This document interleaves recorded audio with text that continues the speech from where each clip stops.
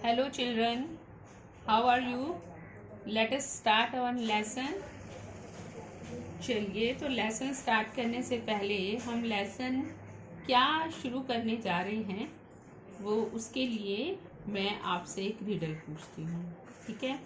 वो चीज़ बताइए जिसके कारण हमारी अर्थ जो है वो ब्लू प्लेनेट कहलाती है।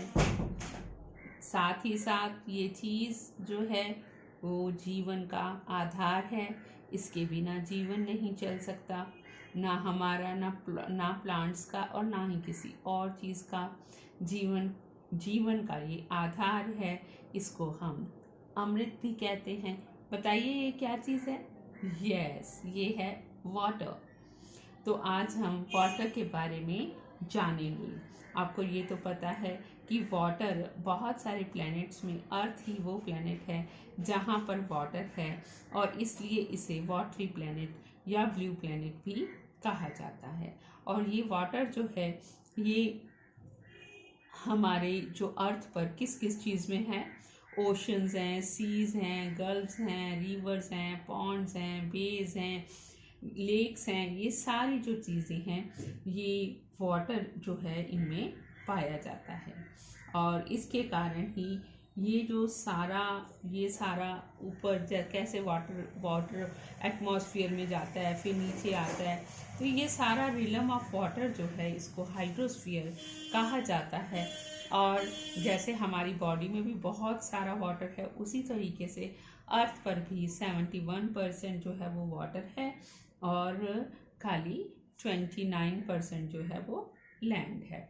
तो सबसे पहले हम ये जानेंगे कि अर्थ क्या वाटर क्या हम जैसे हम यूज़ करते हैं या कोई, तो क्या वाटर जो है वो ख़त्म हो जाता है? नहीं, ये वही का वही वाटर है जो ऊपर चला जाता है और नीचे आ जाता है, फिर ऊपर चला जाता है आकाश में और नीचे आ जाता है। इस तरीके से इसका सर्कल जो है चलता रहता है। ये अर्थ ये जो हमने कहा कि ओशंस में, लेक्स में, बेज में, हर जगह पर जो वाटर है वो, और यहाँ तक कि अगर मिट्टी गीली है या कोई भी चीज़ कहीं पर भी वाटर है वो हीट से इवेपोरेट होकर ऊपर चला जाता है एटमॉस्फेयर में, और फिर वो कंडेंस होकर कभी स्नो के रूप में और कभी रेन के रूप में फिर से धरती पर आ जाता है। और ये साइकिल चलता रहता है। वाटर साइकिल आपने 4th में भी पढ़ा है ना। छोटी क्लासेस में आपने इस चीज़ को जाना है और अपने हाथ से ड्रॉ भी किया है। ये देखिए तो द हाइड्रोलॉजिक साइकिल, ये देखिए वाटर साइकिल की जगह अब आप बड़े हो गए हो ना, तो आपके टर्म्स भी नई नई उन्होंने सिखाई हैं। तो क्या है हाइड्रो? हाइड्रो का मतलब वाटर। तो हाइड्रोलॉजिक साइकिल, ये देखिए ये ओशंस दिखाया, ये इवेपोरेट हो गया है ना। कंडेंसेशन मतलब वही जो वाटर है वो जम गया और फिर वो जो है रेन के रूप में फिर से नीचे आ गया। ये देखिए ये सारा आपको साइकिल यहाँ पर दिखाई दे रहा है ना। और ये कुछ ग्राउंड के नीचे चला जाता है। तो ये देखिए ग्राउंड वाटर फ्लो भी लिखा हुआ है 134 पेज पर। तो आप ये सारी चीज़ें जो हैं वो देख सकते हैं। तो ये हाइड्रोसाइकिल जो है वो अर्थ पर काम करता है और सारा जो काम है वो यहाँ पर चलता रहता है। तो जो वाटर साइकिल है वो 2 फोर्सेस के कारण जो है वो काम करता है। एक तो अभी मैंने आपको बताया हीट ऑफ द सन, जिसके कारण सारा वाटर इवेपोरेट होकर ऊपर चला जाता है। फिर है कि अब वो जो आपने वैसे भी जब आपको समझाई गई थी लिथोस्फीयर ट्रोपोस्फीयर, तो उस समय बताया था कि ग्रेविटेशनल पुल जो है अर्थ का वो एयर को बांधे रखता है। इसी तरीके से वो किस चीज़ को और को बांधे रखता है? वो और बांधे रखता है जो पानी यहाँ से इवेपोरेट होकर ऊपर गया, वो पानी जो है वो यहीं पर बना रहता है। तो अब हम लोगों ने सबसे पहले मैंने अभी आपको ऊपर बताया है कि बहुत सारे सोर्स हैं, ओशंस हैं, रिवर्स हैं, गल्फ्स हैं, बड़ा कुछ है। तो लेकिन जो सबसे इम्पोर्टेंट जो वाटर का सोर्स है वो है ओशंस, है ना। तो ओशंस जो हैं उनकी बहुत ज़्यादा वो रोल प्ले करते हैं। सबसे बड़ी बात तो ये है कि जो कोस्टल रीजन्स होते हैं ओशंस के किनारे, वहाँ पर क्लाइमेट को मॉडरेट करने का काम करते हैं ये कौन, ओशंस, क्योंकि पानी से आने वाली जो विंड्स हैं, हवाएं हैं, वो ठंडी होती हैं और वो जो है अर्थ को ठंडा रखती है ना। फिर उसके बाद ये मेरीन फूड देते हैं, है ना। और क्योंकि जो कोस्टल एरिया वाले लोग हैं वो फिश ही नहीं, बहुत सारे और जो हैं समुद्री जीवों को अपने भोजन के रूप में यूज़ करते हैं। फिर बहुत सारा सॉल्ट जो है वो हमें मिलता है, क्योंकि पानी को इवेपोरेट कर दिया जाता है। और जो सॉल्ट जो है वो मार्केट में दो तरह से अवेलेबल होता है, एक यही ओशंस वाला सॉल्ट है और एक सॉल्ट है जो रॉक सॉल्ट होता है।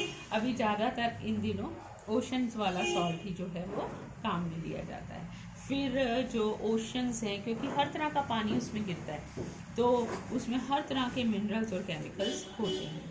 फिर जो अब ये तो एयरवेज तो अब बने हैं, जो पास्ट में तो एक कंट्री से दूसरी कंट्री में जाने के लिए बस जो हमारे ओशंस होते थे वही सहारा होता था। तो ये जो है वो चीप ट्रांसपोर्ट है। अभी भी इस समय भी एयर ट्रांसपोर्ट से जो शिप है जो पानी में चलता है वो चीप, क्योंकि इसमें जो है वो फ्यूल नहीं ना यूज़ होना उतना होता है वैसे अब, बट मतलब पहले तो सेल से ही चलती थी सारी शिप अब चलती हैं उससे, लेकिन फिर भी ये जो है क्योंकि ये बहुत बड़े बड़े शिप बनते हैं ना, तो उसमें फिर ऐसा होता है कि एक ही टाइम में बहुत सारा माल एक जगह से दूसरी जगह, और पैसेंजर भी उसी टाइम में जा सकते हैं, तो वो ये बड़ा ना चीप पड़ता है ना। और उसके अलावा इसमें टाइड्स, अभी मैं टाइड्स के बारे में आगे बताऊंगी आपको। तो ये जो टाइडल एनर्जी, टाइड्स के कारण फोर्स पैदा होता है, उस फोर्स से जो है जो एनर्जी इलेक्ट्रिसिटी या एनर्जी को पैदा करने का जो काम किया जाता है तो उसको टाइडल एनर्जी कहा जाता है। तो अब ओशंस के बारे में ये तो थी ओशंस की इम्पोर्टेंस। एक अब salinity of the ocean water जो है वो आपको पढ़ाई जाएगी। ये जो सैलिनिटी ऑफ वाटर है ये क्या है, आपको पता है कि इसमें हर तरह के मिनरल्स जो हैं वो डिज़ोल्व हुए हैं, और वो इन मिनरल्स के कारण क्या है कि ये सॉल्ट्स जो हैं, बहुत तरह के सॉल्ट इसमें डिज़ोल्व हो जाते हैं, इसलिए ये नमकीन है। तो इसलिए इसी को सैलिनिटी ऑफ ओशन वाटर कहा जाता है, ठीक है ना। और ये मतलब क्योंकि रिवर्स वगैरह का सबका पानी इसी में गिरता है, तो इसीलिए सैलिनिटी ऑफ वाटर जो है वो बहुत ही इम्पॉर्टेंट चीज़ है ना। और जो ओशंस में सैलिनिटी है वो हर जगह पर सेम नहीं है ना। जहाँ पर रिवर्स ज़्यादा गिरती हैं, फ्रेश वाटर रिवर्स, वहाँ पर सैलिनिटी जो है वो कम हो जाती है ना। और जहाँ पर हैवी रेनफॉल है ना, और वहाँ पर भी जो है सैलिनिटी जो है वो ज़्यादा कम है। और इक्वेटर्स के जैसे जैसे हम पास जाते हैं वहाँ पे क्योंकि हैवी रेनफॉल है ओशंस पर, तो इसलिए वहाँ पर भी सैलिनिटी जो है वो कम है। तो सैलिनिटी जो है उसका इफ़ेक्ट क्या है, एक तो वो टेम्परेचर को मेंटेन करती है, ठीक है। और डेंसिटी, जो ओशन की डेंसिटी है वो तो डिपेंड ही सैलिनिटी पर करती है। और जो अब ये जो ओशंस में आपको ये नहीं है कि पानी एक ही तरफ जा रहा है, अब ओशन इतना बड़ा है, जैसे रिवर है वो तो अगर एक तरफ फ्लो कर रही है तो एक ही तरफ फ्लो कर रही है, लेकिन ओशंस में ऐसे नहीं है। ओशंस के बीच में कितनी नदियाँ बहती हैं ओशंस के अंदर, जिनको करंट बोला जाता है। तो ये जो अब वो डेंसिटी का फ़र्क है, अगर हाई डेंसिटी का वाटर है और साथ में फिर थोड़ा लो डेंसिटी का वाटर है, तो हाई डेंसिटी का वाटर और तरफ फ्लो करेगा, लो डेंसिटी का वाटर और तरफ फ्लो करेगा। तो ये डेंसिटी जो है ये बहुत ज़्यादा इम्पॉर्टेंट है। डेंसिटी जो है ना, तो डेंसिटी को कौन प्रभावित करता है, सैलिनिटी प्रभावित करती है ना। तो इसके बाद जो है conserve fresh water, Water alone can quench our thirst and irrigate our fields. It is absolutely essential for survival. It is also limited in quantity, so it must be preserved and conserved. We should neither pollute the water nor. ये तो साथ में salinity के साथ आपको ये बता दिया गया है कि जो water conserve, fresh water conserve करना है वो बहुत ज़्यादा ज़रूरी है, क्योंकि हम ओशन वाटर पी नहीं सकते हैं। तो जो हमें ओशन वाटर जो है वो मैरीन लाइफ को तो प्रफुल्लित करेगा, जो लैंड लाइफ है उसको जीवित रहने के लिए फ्रेश वाटर की ज़रूरत होती है। इसलिए हमें फ्रेश वाटर को प्रिजर्व करना बहुत ज़्यादा ज़रूरी है। अब आपको नेक्स्ट जो है बताया जाएगा कि ओशन, पहले आपको ओशंस से मिलने वाले लाभों के बारे में बताया गया है ना। और अब जो है वो किसके बारे में बताया जाएगा कि जो movement of the ocean water, आपको वो ओशन वाटर को स्टिल नहीं है, उसमें मूवमेंट्स हैं। तो ये मूवमेंट कौन कौन सी तरह की हैं? तो सबसे पहले है वेव्स। आप वेव्स जो है वो आपको दिखाई देती हैं ओशन पर। आप कभी अगर किसी को ओशन के पास जाने का मौका मिला, हम लैंड के नज़दीक रहने वाले, लैंड पर रहने वाले लोग हैं, प्लेन्स में रहने वाले लोग हैं, लैंड मेरा मतलब मैं प्लेन्स को लैंड बोल गई, तो प्लेन्स पर रहने वाले लोग हैं, तो हम लोग के पास समुद्र नहीं है, तो आई थिंक सो कि बहुत कम लोगों ने वो देखा होगा, इस चीज़ को खुद एक्सपीरियंस करा होगा, बहुत कम बच्चों ने। लेकिन आप लोगों ने अगर टीवी में, यूट्यूब पर, इन सब चीज़ों में आपने ज़रूर जो है वो ओशंस को देखा होगा, मूवीज़ में ओशंस को देखा होगा। जब मुंबई दिखाया जाता है तो फिर उसमें आपको ओशंस दिखाया जाता है, तो ओशंस में ऊंची ऊंची लहरें जो हैं वो आप देखते हो। ये जो ऊंची ऊंची लहरें हैं, waves, these are the waves. ये ओशन की डेप्थ से इसका कोई कंसर्न नहीं है, ये ओशन के सरफेस से ही इसका कंसर्न है। ओशंस की सरफेस पे वेव्स जो हैं वो पैदा होती हैं, और ऊंची होती है तो उसको क्रेस्ट कहते हैं, और लोअर पॉइंट है जो उसको टर्फ कहते हैं। तो ये जो ओशंस ऊपर से नीचे, नीचे से ऊपर, ऊपर से नीचे, नीचे से ऊपर, ये देखिए, ये इस तरीके से आप ये ऐसे वेव आप जो है वो आमतौर पे ही बना देते हो जब कभी आपने ड्राइंग बनानी होती है। तो ये जो वेव्स हैं, इनका कारण क्या है? इनका कारण क्या है? विंड। जब विंड चलती है तो उसके जो पुश से, उसके फोर्स से जो वेव्स जो हैं वो पैदा होती हैं, है ना। तो ये इस तरीके से वेव्स जो हैं वो बड़ी ही इम्पोर्टेंट चीज़ें हैं। और यही वेव्स जो हैं, ये वेव्स जो हैं समुद्र में एक और चीज़ के कारण भी आती हैं। आपने सुनामी का नाम सुना होगा, है ना। तो ये जो सुनामी है, ये असल में क्या है कि अगर अर्थक्वेक आता है ना बेटा, तो अर्थक्वेक अगर लैंड पर ना आकर ओशन के अंदर, भीतर ओशन की लैंड में आए, ऊपर पानी पानी है, नीचे लैंड है, तो वहां पे उस लैंड में जो अर्थक्वेक आता है, उसे दैट इज कॉल्ड सुनामी। तो उसके कारण भी फिर सरफेस पे वेव्स जो हैं वो पैदा होती हैं। सॉरी। तो ये तो कारण था वेव्स का। अब सेकंड जो है वो है टाइड्स। ये टाइड्स क्या हैं? ये टाइड्स भी ओशन वाटर का उठान, ओशन वाटर बहुत ऊंचे तक उठ जाता है, और उसका कारण क्या होता है? उसका कारण होता है gravitational force of moon and sun, है ना। उसके कारण हाई टाइड और लो टाइड आती हैं। जब ये वाटर जो है 24 घंटे हो गए ना, तो 24 घंटे में 2 बार वाटर जो है ऊपर उठता है और नीचे जाता है। तो ऊपर उठता है तो उठा रहता है थोड़ी देर, और फिर नीचे चला जाता है। तो ये जो काम है, जो कि मून और सन की ग्रेविटेशनल फोर्स के कारण होता है, उसको टाइड्स कहा जाता है ना।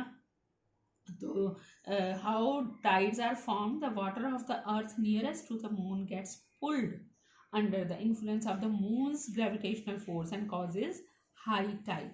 A similar bulge occurs on the opposite side of the earth, तो दूसरी साइड पर भी होता है, जब इसी तरह का प्रभाव दूसरी साइड पे होता है तो फिर वो this is caused due to the rotation of the earth.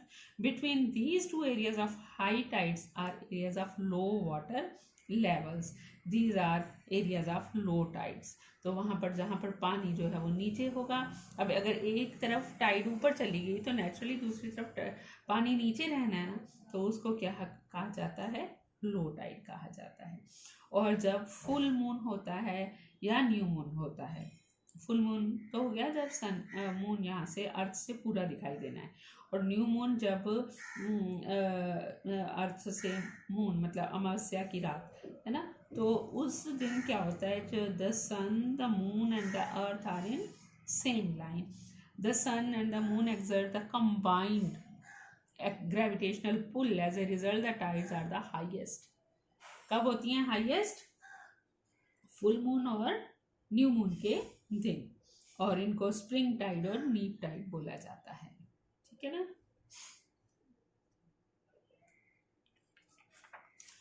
तो ये थी आपकी वेव्स और टाइड्स. तो वेव्स अलग चीज है और टाइड्स अलग चीज है. तो यहाँ पर आपका डिफरेंस भी यहाँ पर समझाया गया आपकी बुक में, आप उसको बड़े इजीली पढ़ सकते हो. तो जो है वो वेव्स में क्या होता है, up and down movement of water है जो वेव्स हैं, और टाइड जो है वो rhythmic rise and fall of water alternates और रिदमिक, मतलब एक बार पानी ने ऊपर की तरफ जाना है, एक बार नीचे की तरफ आना है. और these are cause by pushing action of winds. Waves का कारण विंड्स हैं, जबकि टाइड्स का कारण gravitational pull of moon and sun है. और जो वेव्स हैं वो बहुत ज़्यादा डिज़ास्ट्रस भी हो सकती हैं, जबकि जो टाइड्स हैं वो डिज़ास्ट्रस नहीं होती, उनके फ़ायदे ही फ़ायदे हैं. ये मैं आपको बताती हूँ. अब इसके फ़ायदे क्या हैं, है ना. एक तो अब शिप है, शिप चल रही है, ठीक है, और टाइड आ गया है ना, तो वो टाइड ने अपने पुल के साथ ही शिप को आगे ले आना है, और वो बड़ी इजीली जो है वो हार्बर पर पहुंच जाते हैं, है ना. तो thus high tides help in navigation and trade.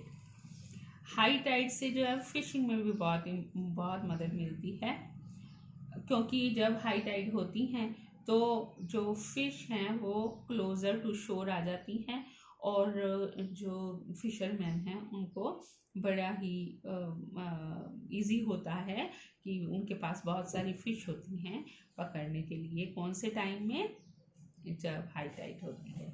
और उसके बाद जो है अगर जब टाइड्स आती हैं एंड कीप द हार्बर, वो उसने का टाइड्स आती हैं तो हार्बर तक आगे तक ले जाती है ना, और जब उसने पीछे हटना है पानी ने, तो इतने फोर्स के साथ पानी पीछे हटेगा तो उस अपने साथ मड ये वो जो कुछ होता है ना वो सब बहा के ले जाता है. तो उससे जो हार्बर्स हैं वो साफ रहते हैं, नहीं तो इतने तो साफ करने मुश्किल हैं ना. The rise and fall of water due to tides is being used to generate electricity.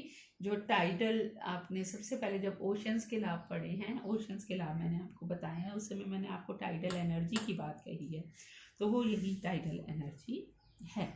बेटे इकट्ठा जो है वो आपके लिए लंबा तो हो जाता है, आप उसको वैसे तोड़ तोड़ के वीडियो सुन लिया कीजिए. वैसे जो है पर क्या करें, इकट्ठा पढ़ाना पड़ता है, मजबूरी है बेटा.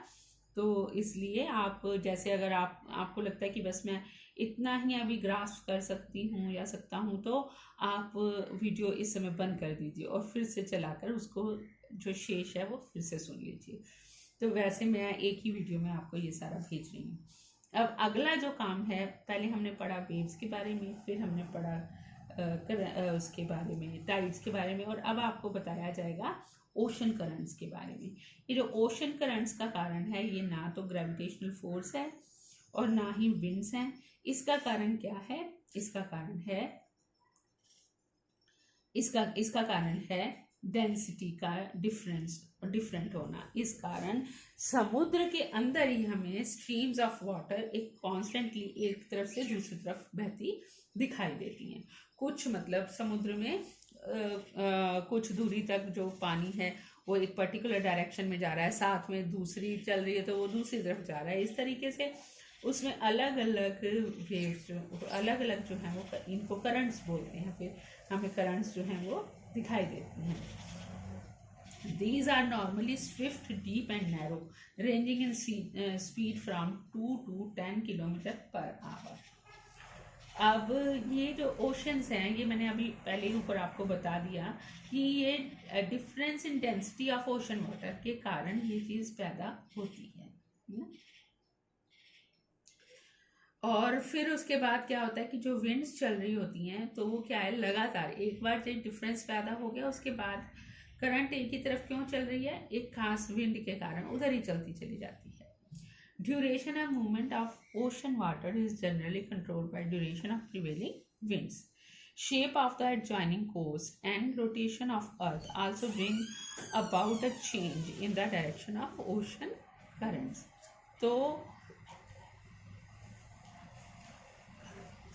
तो ये थे हमारे ये इस तरीके के काम है, ठीक है ना। अब आ गया आपका टाइप्स ऑफ ओशन करंट्स। अब ओशन करंट कौन कौन सी तरह की होती हैं, एक वार्म और एक कोल्ड। अब जो इक्वेटर है, अब आपको अभी आप बहुत तरीके से 6th में भी पढ़ा है आपने, तो आपको ये पता है कि जो इक्वेटर है वहाँ पर स्ट्रेट पड़ती हैं रेज, इस कारण इक्वेटर जो है वो हमारे गर्म एरिया है, गर्म रीजन है। तो जो इक्वेटर के पास जो ओशन है ना, तो इक्वेटर से पोल्स की तरफ जो जाते हैं वो अपने आसपास के सराउंडिंग से ज़्यादा गर्म करंट होते हैं और वो इक्वेटर से पोल्स की तरफ जाते हैं। इसके दूसरी तरफ पोल से जो है वो आते हैं, इक्वेटर की तरफ जो आते हैं तो वो पोलर रीजन के कारण वो कोल्ड होती हैं। अब आपका इफेक्ट्स ऑफ ओशन करंट्स हम पढ़ेंगे। तो इफेक्ट्स क्या क्या हैं, सबसे पहला है temperature. The ocean currents influence the temperature condition of the area. अब जो अगर आसपास अगर आप अब घर पे ही चीज़ को एक्सपीरियंस कर लो, अगर आप एक पतीला गर्म पानी साथ में ला कर रख लो, है ना, तो आपका जो आप पास में थोड़ी दूरी पर बैठ जाओ लेकिन आपको लगेगा कि भाई गर्म हमारी तरफ थोड़ी हवा आ रही है।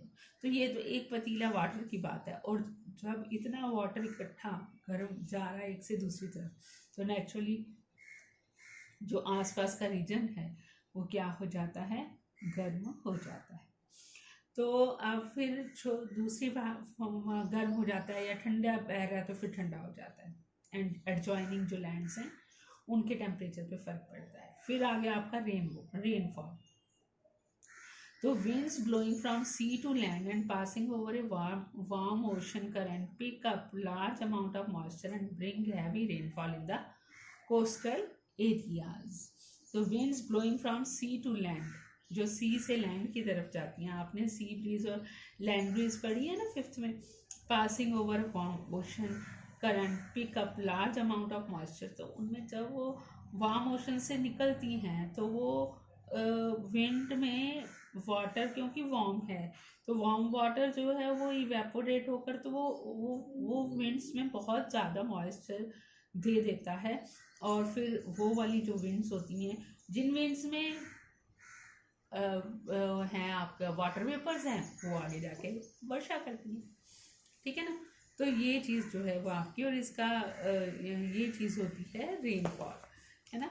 अब आ गया आपका फिशिंग, जहाँ पर वार्म और कोल्ड करंट्स जो हैं वो आपस में मिलती हैं ना, वो वहाँ पर प्लैंक्टन्स मतलब छोटे छोटे प्लांट्स बहुत ज़्यादा होते हैं।